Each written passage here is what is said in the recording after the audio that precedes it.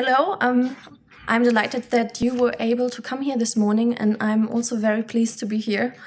I want to start this talk with a personal experience I once had, which might not now be as private as it felt in the first place.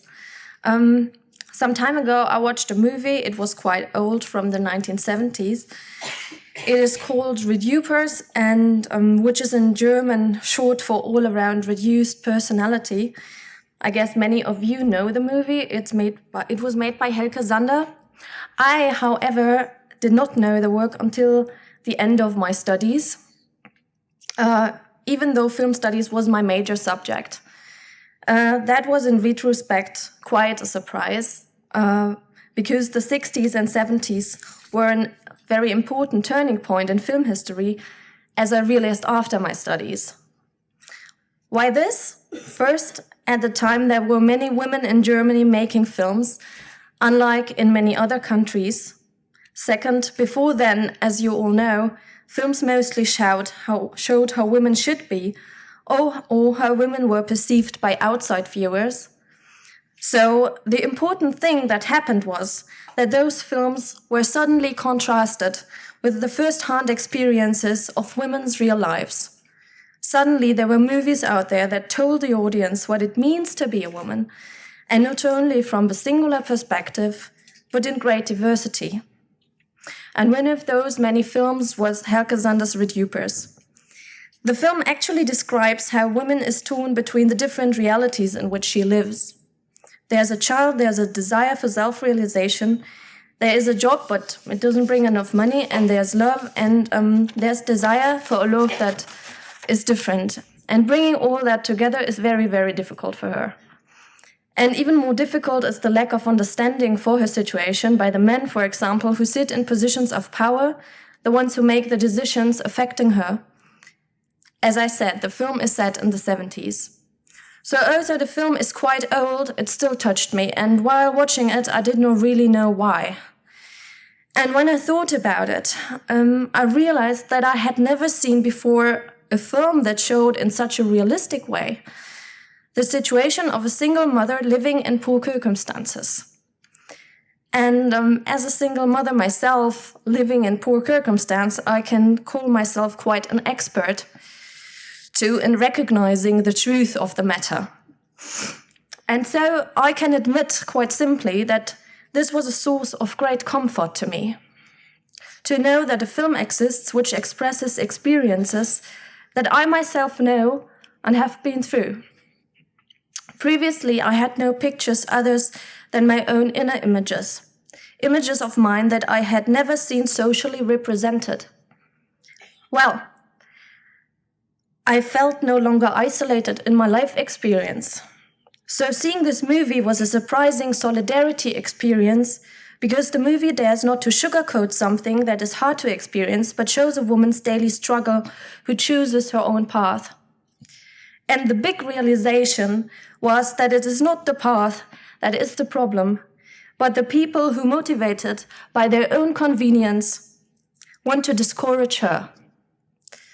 And I had never reflected on my own situation in the way the film made me. Almost every young woman today is convinced that she personally will succeed. She feels emancipated, and she has so far managed her life with great success. The real reason for this conviction is that up to that point, the point of might having a child, a woman in our society is not confronted with institutionalized discrimination. But when she takes up a career or wants to return to her career, her fertility suddenly becomes an issue. I feel like this is one of the great taboos of our society today. With the film by Helge Sander explaining to me what that is and where it comes from. And this statement came without paternalism, and that's also why the movie was so important to me. So the film has helped me through the various layers of time to understand something about myself and my place in society. And also I felt rather ridiculous about that insight. I was actually shocked about how little self-knowledge presupposed this recognition. It hit me hard, especially after years occupied with the study of self-alienation. So self-comfort led directly to shame until I undertook more research, watched more films, and so on, which also made me understand that I was not the first and only person to have these feelings. For example, the Adorno student Elizabeth Lenk once wrote that she felt that she balances the whole history of theory like an alien head on top of her own. I then felt less ashamed, but what still concerns me is the fact that today, in 2016, I kind of experienced the same thing described by women in the 1970s, namely being cut off from a part of the history which is important for me to know who I am. And then also this nagging feeling of over-identification to permanently and unconsciously identify with a perspective which is not aware of my own experience. To an ever-increasing extent, the films made by women since the 60s have shown a diversity that beforehand had been banished from lonely private experiences. Yet it was always there, and I personally want to know about those experiences, not in a way of a purely affirmative reception the films could actually do with reviews from the critical and theoretical stance of today. It is also not about complaining that men describe the experiences of women partly unrealistically and from an outside perspective in their films. This would not be a problem at all if there were generally more films made by women and if such films were a standard subject of public awareness.